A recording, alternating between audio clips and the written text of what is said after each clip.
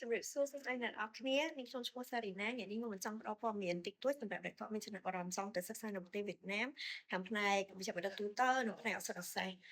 សូមបើសិនជាអ្នកនរគ្នាចង់ដឹងព័ត៌មានបន្ថែមអ្នកនរគ្នាអាចតាក់ទងទៅកាន់ Facebook Page Study Abroad Center ដើម្បីសាកសួរព័ត៌មានលម្អិតទៅកាន់ការសិក្សានៅប្រទេសវៀតណាមមួយនេះចំពោះការមកសិក្សានៅប្រទេសវៀតណាមនេះដែរអ្នកនរគ្នាមិនចាំបាច់ក្នុងការប្រឡងចូលនិងគ្មានការកំណត់នីតិនោះទេបានន័យថាចំពោះអ្នកដែលគាត់ទទួលបាននីតិ A រហូតដល់នីតិ E អាចមកសិក្សានៅទីនេះបាន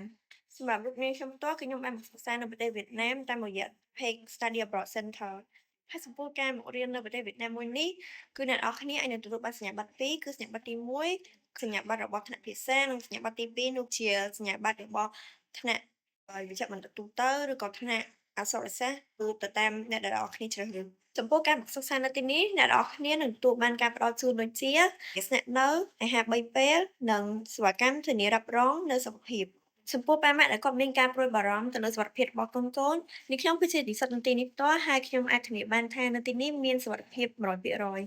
ព្រោះថាលោកគ្រូអ្នកគ្រូគាត់មានការយកចិត្តទុកដាក់ទៅលើការសិក្សារបស់យើងនិងសុខភាពរបស់យើងជាខ្លាំងអញ្ចឹងខ្ញុំសូមមកចែកជូនព័ត៌មានអ្នកនរគ្នាត្រឹមប៉ុណ្ណឹងជម្រាបលាបាយបាយអ្នកនរគ្នា